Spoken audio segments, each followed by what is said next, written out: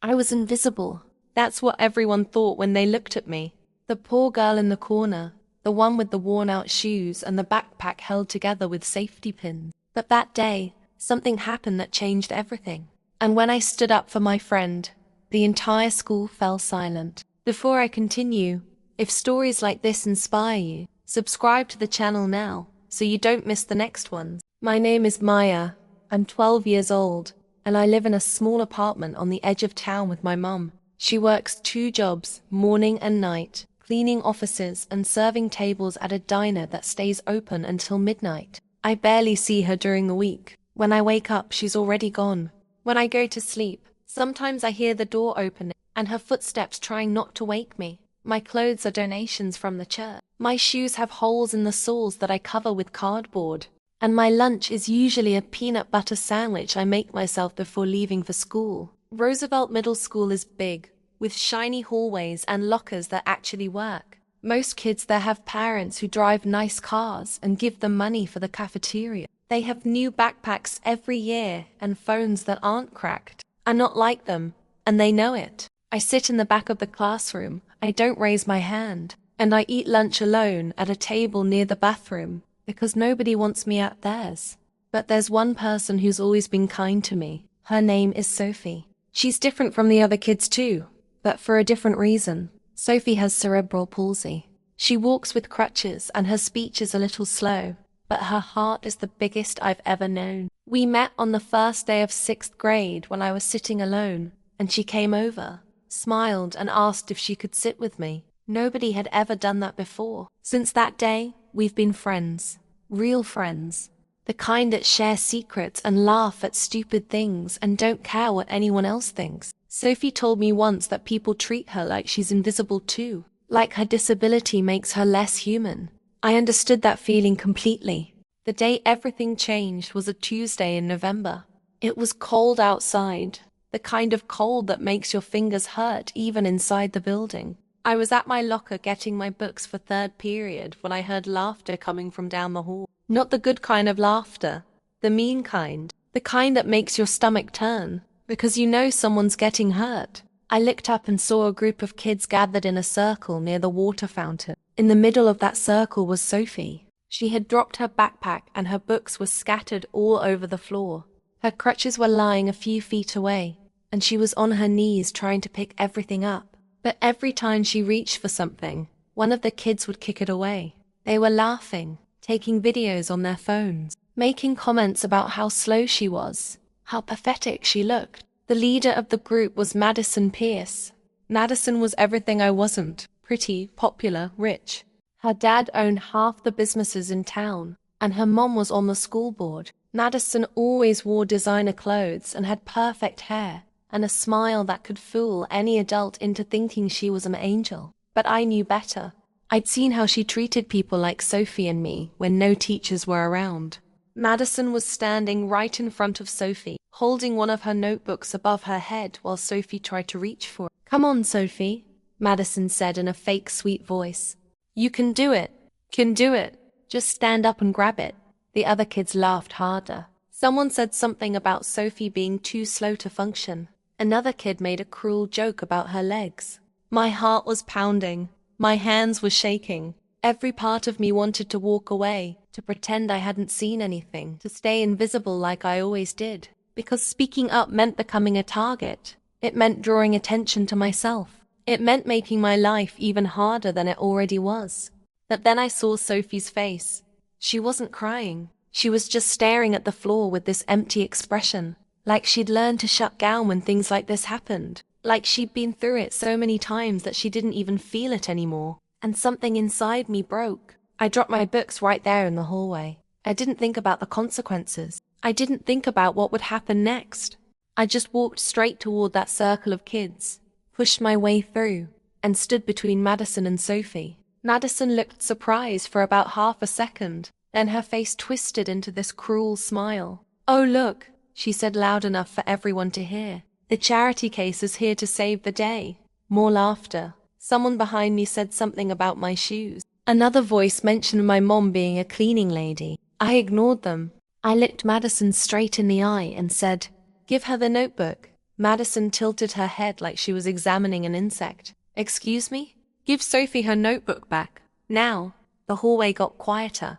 People were pulling out their phones, recording. This was entertainment to them. Two poor girls against the most popular kid in school. They were waiting to see me get destroyed. Madison stepped closer to me. We were almost the same height, but she had this energy about her, this confidence that came from never being told no, never facing real consequences. And what are you going to do if I don't? She asked. I could feel Sophie behind me, probably terrified, probably wishing I'd just walked away. My mouth was dry. My legs felt weak, but I didn't back down. I'll tell Principal Morrison exactly what you did, and I'll make sure everyone knows what kind of person you really are. Madison laughed. A real laugh this time, not a fake one. You think anyone cares what you say? You're nobody. You're the girl who wears the same 3 outfits every week. You're the girl whose mom can barely afford to feed her. Nobody's going to believe you over me. She was probably right. She had money, status, parents with influence. I had nothing, but I also had something she didn't. I had seen enough unfairness in my life to know when something was wrong, and I was tired of pretending I didn't. Maybe they won't believe me, I said quietly. But Sophie didn't do anything to you. She's never done anything to anyone. And treating her like this just because she's different makes you the smallest person in this school. The silence that followed was heavy. Nobody was laughing anymore. Some kids were still recording, but others had lowered their phones. Madison's face went red. For a moment I thought she was going to hit me or shove me, or do something worse. But instead she threw the notebook on the ground and said, "Whatever. She's not worth my time anyway." "Neither are you." She walked away, and her little group followed her like puppets. The crowd dispersed. Within a minute, the hallway was almost empty except for me and Sophie and a few stragglers. I turned around and helped Sophie up. I handed her the crutches and started picking up her books. My hands were still shaking. "Are you okay?" I asked. Sophie nodded, but her eyes were wet. "You didn't have to do that." "Yes, I did," I said. "We gathered everything and walked to class together." Neither of us said much. I kept expecting someone to stop us, to laugh at us, to make everything worse. But nothing happened. We just went to third period like it was any other day. Except it wasn't any other day, because by lunchtime, everyone knew what had happened. The videos had spread through group chats and social media. By the end of the school day, I'd heard whispers in the hallways. Some kids avoided me. Others gave me these weird looks, like they weren't sure what to make of me. Madison didn't even glance in my direction. I thought that was the end of it. I thought I'd just made my life harder and nothing would change. I went home that night, heated up some leftover rice, and tried to do my homework. My mom came home around midnight, exhausted as all. I didn't tell her what happened. I didn't want her to worry. But that simple routine was about to be interrupted in a way I never could have imagined. The next morning started like any other. I woke up to an empty apartment, made my sandwich, and walked to school with my cardboard-lined shoes. But when I got to the front entrance, something felt different. Kids were staring at me, not in the usual way, not with that look of pity or disgust I was used to. This was something else, something I couldn't quite read. I walked to my locker and saw Sophie waiting there. She had this huge smile on her face. "Maya, did you check your phone?" I shook my head. I didn't have a phone. Not a real one anyway. I had an old flip phone my mom got me for emergency, but it barely worked and definitely didn't have internet. Sophie pulled out her phone and showed me the screen. There was a video playing, the video from yesterday. Someone had posted it with a caption that said, "This girl stood up to Madison Pierce and defended her friend. This is what courage looks like." The video had thousands of views, hundreds of comments. Most of them were supporting me, calling Madison out, saying things like, "Finally, someone said something, and this girl is a hero, and we need more people like her." I felt sick to my stomach. I didn't want to be famous. I didn't want attention. I just wanted to help my friend and move on with my invisible life. But the universe had other plans. During homeroom, the intercom crackled to life. Principal Morrison's voice filled the classroom. "Maya Rodriguez, please report to the main office immediately." Everyone turned to look at me. My teacher gave me a concerned look. I gathered my things with shaking hands and walked down the empty hallway toward the office. my footsteps echoing against the linoleum. Every scenario ran through my mind. I was going to get suspended, expelled. They were going to call my mom and she'd have to leave work and lose money we couldn't afford to lose. Madison's parents probably complained. They probably threatened to sue the school. This was it. My life was over. When I walked into the office, the secretary smiled at me. Actually smiled. "Go right in, honey. He's expecting you." I opened the door to Principal Morrison's office and froze. It wasn't just him in there. There were other people. Mrs. Chun, the guidance counselor, Mr. Harris, my English teacher, and sitting in the corner with a notepad was someone I didn't recognize, a woman in a business suit. Principal Morrison stood up when he saw me. He was a tall man with gray hair and glasses, usually serious but fair. Today he looked different, softer somehow. "Maya, please sit down." I sat in the chair across from his desk, my backpack clutched in my lap like a shield. "First of all," he said, "you're not in trouble." The relief that washed over me was so strong I almost cried right there. "We asked you here because we need to talk about what happened yesterday. Several students and staff members have brought the incident to our attention. We've reviewed the footage and spoken with witnesses. What you did took tremendous courage." I didn't know what to say, so I said nothing. Mrs. Chen leaned forward. She was a kind woman who'd always been nice to me during the few times we'd spoken. "Maya, we've been aware of some bullying issues at this school for a while now, but it's difficult to address when no one comes forward. What you did yesterday, standing up for Sophie in front of everyone, that opened a door. Other students have started coming forward too, sharing their own experiences." Mr. Harris spoke next. "You showed real character. The kind we try to teach in class but rarely see in action. I've had you in my English class for 3 months now, and I never knew how brave you were." The woman in the business suit finally introduced herself. "I'm Jennifer Walsh. I'm a reporter for the local news station. With your permission and your mother's, I'd like to interview you about what happened. Your story could help a lot of other kids who are going through similar situations." My head was spinning. "I don't understand. I just helped my friend. That's all." Principal Morrison smiled. "That's exactly why this matters, Maya. In a world where most people walk away, you stepped forward. And that's worth recognizing." They told me they'd already contacted my mom at work. She was coming to the school during her break. They wanted both of us there for the interview if we agreed to do it. They also mentioned that several parents had called the school that morning, praising what I'd done. One parent even started a fundraiser online to help my family, though Principal Morrison said we'd discuss that later with my mom. I felt overwhelmed, exposed, like my carefully constructed invisible life was being torn apart piece by piece. But there was also something else, something small and fragile, a tiny spark of pride maybe, or validation, the feeling that maybe my voice mattered after all. My mom arrived 20 minutes later, still wearing her cleaning uniform, her hair pulled back in a tight ponytail, worry written all over her face. When she saw me sitting there safe and unharmed, she let out a breath she'd been holding. Principal Morrison explained everything again while she listened, her hand gripping mine so tight it almost hurt. When he finished, my mom looked at me with tears in her eyes. "Mia, is this what you want?" I thought about it, really thought about it. Part of me wanted to say no, to go back to being invisible, to avoid the attention and the pressure, and the possibility of making things worse. But then I thought about Sophie. I thought about all the other kids like us who suffered in silence because they thought no one cared. I thought about Madison and people like her who kept getting away with cruelty because no one ever stopped them. "Yes," I said quietly. "I want to do it."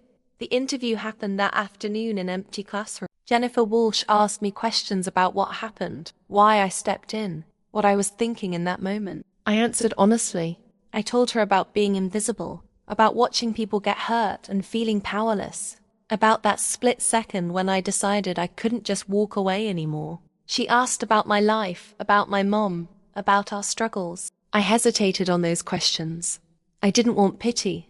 I didn't want to be the poor girl with the sad story. But my mom squeezed my hand and nodded, and I realized that maybe our story mattered too. Maybe there were other families out there struggling just like us, who needed to know they weren't alone. When the interview ended, Jennifer thanked us and said the story would air on the evening news. She also mentioned that her station wanted to do something special, that she'd talk to us about it later. School ended and Sophie met me at my locker. She hugged me tight and whispered, "Thank you for being my friend." We walked home together like we always did, taking the long route through the park because it was prettier and we weren't in a hurry. We talked about normal things, homework and teachers, and this stray cat we've been feeding near the basketball courts. For a little while, everything felt normal again. That night, my mom and I sat on our worn-out couch and watched the news together. When my face appeared on the screen, I wanted to hide. I looked so small and scared. But as I listened to my own voice explaining why I stood up to Madison, I saw something in my mother's expression that I'd never seen before. It was pride. Pure, unfiltered pride. The story ended with Jennifer Walsh saying, "Sometimes the smallest voices make the biggest impact." Maya Rodriguez reminded us all that courage isn't about being the strongest or the most popular. It's about doing what's right even when it's scary. Especially when it's scary. My mom turned off the TV and pulled me into a hug. She didn't say anything for a long time. She just held me while her shoulders shook with silent tears. When she finally spoke, her voice was thick with emotion. "I worked so hard to give you a good life, Mia. But you've been teaching me what a good life really means." I didn't sleep much that night. My mind kept replaying everything, wondering what would happen next. Worried about facing school tomorrow, anxious about how Madison would retaliate. But there was also this weird sense of peace. Like I'd been holding my breath for years and finally exhaled. The next day at school was surreal. Kids I'd never spoken to were saying hi to me in the hallways. Teachers were giving me encouraging smiles. Someone had put a note in my locker that just said, "You're amazing." Sophie and I sat at our usual lunch table, but this time other kids asked if they could join us. Quiet kids. Awkward kids. Kids who probably felt invisible too. Madison and her group stayed far away from me. I caught her staring once, and the look in her eyes wasn't anger or hatred. It was something else. Something almost like fear. She realized that she couldn't touch me now, that everyone was watching, that quiet protection I thought I'd earned was about to be tested in a way I never expected. If this story has touched you so far, hit that like button and subscribe to the channel, because there are other real and emotional stories you can't miss. It was Friday afternoon, the end of the school week. I was at my locker getting ready to leave when I heard a commotion near the gym. Voices raised. Something breaking. That instinct that had been sleeping inside me for 12 years suddenly woke up again, and I found myself walking toward the sound instead of away from it. I turned the corner and saw a crowd of kids gathered outside the gym doors. They were watching something inside. I pushed my way through until I could see what was happening. There was a boy on the floor. I recognized him. His name was Tyler, a 7th grader who was even quieter than me. He had thick glasses and struggled with stuttering. Right now his glasses were broken on the floor beside him, and his backpack had been torn open, his belongings scattered everywhere. Standing over him were 3 8th grade boys I'd seen around. They weren't Madison's friends, but they were cut from the same cloth. Bullies who targeted anyone weaker than them, because it made them feel powerful. One of them was holding Tyler's notebook, reading from it out loud in a mocking voice. "Dear Mom, I miss you every day. I wish you were still here. I try to be strong like you told me to be, but sometimes it's really hard." The other boys laughed. One of them kicked Tyler's backpack. "Mommy's dead and baby's gonna cry about it." Something white hot exploded in my chest. Not just anger, rage. Pure, burning rage at the unfairness of it all. At the cruelty that seemed to have no end. At the way some people found joy in other people's pain. I didn't think. I just moved. I walked straight into that gym, grabbed the notebook out of the boy's hands, and shoved it against his chest. "That's enough." The boy who'd been reading turned to face me. His name was Derek, tall for his age, with that cocky smirk that came from never being challenged. "Oh, great. The hero's back. You get famous for one video and now you think you can save everyone." My heart was hammering, but my voice stayed steady. "I'm not trying to save anyone. I'm just asking you to leave him alone." "Asking?" Derek laughed and looked at his friends. "Did you hear that? She's asking nicely." He stepped closer to me, close enough that I could smell the energy drink on his breath. What if I don't feel like leaving him alone? What are you going to do about it? I looked past him at Tyler. The kid was still on the ground, trying to gather his things with shaking hands. His eyes met mine for just a second, and I saw something there I recognized. That same empty look Sophie had. That look of someone who'd stopped expecting anyone to help. Tyler, I said, ignoring Derek completely. Get your stuff. Let's go. I bent down and started picking up his belongings. Pencils, papers, a calculator with a cracked screen. Derek's friends seemed confused about what to do. They weren't used to being ignored. They were used to fear. Derek grabbed my shoulder and spun me around. I'm talking to you. Big mistake. The gym doors burst open and Mr. Patterson, the paid teacher, came running in. He was a former Marine, built like a tank, with zero tolerance for nonsense. What's going on here? Derek immediately stepped back, his whole demeanor changing. Nothing, coach. Just messing around. Mr. Patterson looked at me, then at Tyler on the ground with his broken glasses, then back at Derek and his friends. His jaw clenched. My office. Now. All three of you. But coach, we didn't. Now. They shuffled out like scolded puppies. The crowd that had gathered started to disperse. The show over. Mr. Patterson knelt down next to Tyler and me. You okay, son? Tyler nodded but didn't speak. His stutter always got worse when he was upset. Mr. Patterson looked at me. You got him? Yes, sir. He nodded and followed the boys out, but not before giving me this look, this small nod of acknowledgement that made me feel seen in a way I'd never felt before. I helped Tyler to his feet and handed him his broken glasses. Is there someone we can call to get these fixed? He shook his head. My dad works construction. He won't be home until late, and we don't have the money for new ones right now. I understood that feeling completely. Come on, let's go to the office. Maybe the nurse can tape them or something. We walked together through the empty hallways. Tyler was quiet for a while. Then he said in a small voice, Why did you help me? Why wouldn't I? Because nobody does, ever. Since my mom died last year, kids have been worse. Like they think I'm mute because I'm sad.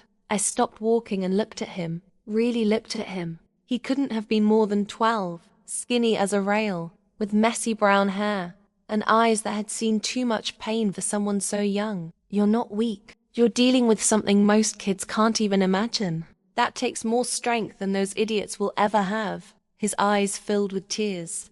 You really think so? I know so. We made it to the nurse's office and she managed to tape his glasses well enough to hold. She also gave him an ice pack for a bruise on his arm I hadn't noticed before. While we sat there waiting, Tyler told me about his mom, how she died in a car accident, how his dad worked all the time now to pay the medical bills that insurance didn't cover, how his older sister had moved away for college, and he was basically alone most of the time. I told him about my life too, about my mom working 2 jobs, about being invisible, about understanding what it felt like to be alone in a crowded room. By the time we left the nurse's office, something had shifted. We weren't just 2 random kids anymore. We were 2 people who recognized the same pain in each other. That weekend, the local news ran a follow-up story, not just about me, but about bullying at the school in general. They interviewed several students who'd come forward after seeing the original video. They interviewed Principal Morrison about new policies being implemented. They even showed footage from security cameras of other incidents that had happened in the past, building a case for how serious the problem had become. On Sunday night, my mom got a phone call. It was Jennifer Walsh, the reporter. She was calling to tell us that the fundraiser that had been started online had reached $10,000. $10,000 for us. From complete strangers who'd seen the story and wanted to help. My mom started crying. Not sad crying. The kind of crying that comes when you've been holding up the weight of the world for so long, and someone finally offers to help carry it. She kept saying she couldn't accept it, that it was too much, that we didn't deserve it. But Jennifer explained that people wanted to do this, that my story had touched something in the community, that this was their way of saying thank you for standing up when it mattered. The money meant my mom could quit one of her jobs. It meant we could fix our car that had been broken for 6 months. It meant I could get new shoes without cardboard in them. It meant we could breathe for the first time in years. But more than the money, something else was happening. The school was changing. Kids were standing up for each other more. Teachers were paying closer attention. The administration was actually enforcing consequences for bullying instead of just giving warnings. Madison Pierce got suspended for a week after the investigation confirmed what she'd done to Sophie. Her parents tried to fight it, threatened to sue, threw their weight around, but this time, it didn't work. This time there were too many witnesses, too much evidence, too much public attention. When Madison came back to school, she was different, quieter. She didn't have her usual group following her around. Some of her former friends had distanced themselves, not wanting to be associated with someone who'd become a symbol of everything the school was trying to change. I didn't take any pleasure in seeing her like that. I wasn't interested in revenge or watching her suffer. I just wanted everyone to be treated with basic human dignity, even her. One day, about 3 weeks after everything started, I was sitting in the library during study hall. I was actually doing homework, not just pretending to be busy while hiding from the world. Sophie was next to me working on a science project. Tyler had started eating lunch with us every day and was becoming less quiet, his stutter improving bit by bit. Someone approached our table. I looked up and my stomach dropped. It was Madison. She stood there awkwardly, her designer bag hanging from one shoulder, her perfect hair not quite so perfect anymore. She looked nervous. Actually nervous. I'd never seen her like this before. "Can I talk to you?" she asked quietly, just for a minute. Sophie tensed beside me. Tyler looked ready to bolt. I should have said no. Should have told her to leave us alone. Should have remembered every cruel thing she'd ever done. But something in her expression stopped me. Something that looked almost like shame. "Okay," I said. She sat down across from us, and for a moment she just stared at the table. When she finally spoke, her voice was barely above a whisper. "I've been thinking a lot about what happened, about the things I did, the things I said." She looked up at Sophie. "I'm sorry, really sorry.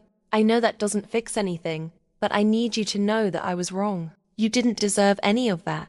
Sophie didn't respond, just looked at her with those big, uncertain eyes. Madison turned to me next. "You could have really destroyed me. With all the attention you were getting, you could have made me the villain in every interview. But you didn't. You just talked about standing up for what's right. You didn't even mention my name. That wasn't the point," I said simply. "I know. That's what I'm starting to understand." She took a shaky breath. "My parents are getting divorced. My dad's moving out. Turns out all that money and success doesn't mean much when your family's falling apart. And I realized I've been treating people like they're less than me because I felt less than everyone my whole life. My mom only cares about status. My dad only cares about work. And I thought if I could be popular, if I could be feared, then maybe I'd matter. I didn't know what to say to that. Part of me wanted to tell her that none of that was an excuse, that plenty of people have hard lives without becoming cruel. But another part of me, the part that had learned something these past few weeks, understood that hurt people hurt people. "What you did was wrong," I said carefully. "And I can't speak for Sophie or anyone else you hurt. But if you really want to change, if you really want to be better, then show it. Not with words, with actions." She nodded, tears streaming down her face now, not caring that people could see. "I will. I promise I will." She got up and left without waiting for a response. Sophie reached over and squeezed my hand. "That was big of you," she said softly. "Maybe," I replied. "Or maybe I just know what it's like to feel invisible," and wanted to give her a chance to be seen differently. The weeks turned into months. Winter came, then spring. The school year continued and life slowly found a new rhythm. I wasn't invisible anymore, but I wasn't famous either. I was just Maya, a girl with friends, a girl whose voice mattered, a girl who'd learned that courage isn't about being fearless. It's about being terrified and doing the right thing anyway. My mom got a better job, one with normal hours and benefits. We moved to a nicer apartment with heat that actually worked and windows that closed properly. I got new clothes, not from the church donation bin, but from an actual store. Small things that most people took for granted felt like miracles to us. Sophie's parents started a club at school called Stand Together, where kids could talk about their experiences with bullying and support each other. Tyler became one of the most active members. Even Madison showed up sometimes, sitting quietly in the back, listening, learning. The school announced at an assembly that they were creating an award in my name, the Maya Rodriguez Courage Award, to be given each year to a student who stands up for others even when it's difficult. When Principal Morrison announced it, the entire auditorium stood up and applauded. I sat there, overwhelmed, embarrassed, proud, scared, and grateful all at once. As I walked up to the stage to say a few words, I thought about how much my life had changed from that single moment in the hallway. How one decision to stop being invisible had created ripples that touched so many people. I stood at the microphone and looked out at hundreds of faces. Kids who used to ignore me, teachers who barely knew I existed, all of them paying attention now. I'm not a hero, I started, my voice shaking a little. I'm just someone who got tired of watching people get hurt. But here's what I learned. Every single person in this room has the power to change someone's life. You don't need money or popularity or perfect grades. You just need to care enough to do something when you see something wrong. That's it. That's all courage really is. I paused and found Sophie in the crowd, smiling at me with tears in her eyes. My friend taught me that being different isn't something to hide. It's something to celebrate. And the people who made fun of her weren't seeing who she really was. They were just showing who they really were. I looked at Tyler next, sitting proudly without his head down for once. And I learned that the quietest people often have the loudest strength inside them. They're just waiting for someone to believe in them. Finally, my eyes found Madison, sitting in the middle section, no longer surrounded by followers, but not completely alone either. I also learned that people can change, that mistakes don't have to define you forever. And that sometimes the bravest thing you can do is admit you were wrong and try to be better. I took a breath and finished. So I guess what I'm saying is this. Don't wait for someone else to stand up. Don't wait for permission to do the right thing. Because you never know when your moment will come. And when it does, I hope you'll choose courage over comfort. I hope you'll choose kindness over cruelty. I hope you'll choose to be seen instead of staying invisible. The applause was deafening. My mom was in the front row, crying happy tears for maybe the 100th time since this all began. Principal Morrison shook my hand and gave me a plaque that I honestly didn't care about, but my mum would probably frame and hang in our living room. As I walked off the stage and back to my seat, something settled in my chest. A feeling I'd been chasing my whole life without knowing it. It wasn't pride exactly, though there was some of that. It wasn't happiness, though I felt plenty of that too. It was belonging. For the first time in my life, I felt like I belonged somewhere, not because I'd changed who I was, but because I'd finally shown who I was. The world didn't reject me. It embraced me. The rest of the school year passed in a blur of normalcy. I made more friends. My grades improved because I wasn't spending all my energy trying to be invisible. Sophie and I spent the summer working at the community center, helping run a program for younger kids about anti-bullying. Tyler joined the drama club and discovered he was actually a pretty good actor. Even Madison started volunteering at a food bank, quietly trying to rebuild her life without the throne she'd once sat on. As for me, I learned that my story wasn't just mine anymore. It belonged to everyone who'd ever felt small or scared or invisible. And maybe that was okay. Maybe that was even beautiful. Because if my pain could help someone else find their voice, then it wasn't wasted. On the last day of school, Sophie and I were walking home through the park like we always did. We stopped to feed the stray cat we'd been taking care of all year. She'd gotten fatter and friendlier, no longer afraid when we approached. You know what's funny? Sophie said, scratching behind the cat's ears. A year ago, I thought I'd never have a real friend. I thought I'd always be the girl everyone pitied or ignored. And now? She smiled at me. Now I know what it feels like to be chosen. Not because you had to. Not because you felt sorry for me. But because you wanted to. I put my arm around her shoulder. Best decision I ever made. We sat there until the sun started setting, painting the sky orange and pink. Two girls who'd been invisible finding our way into the light together. If this story touched you, subscribe to the channel and comment below what part moved you the most. And before you go, there's a recommended video right here that will give you chills. Watch it now. Have you ever judged someone and later discovered you were wrong? What lesson did you learn from this story?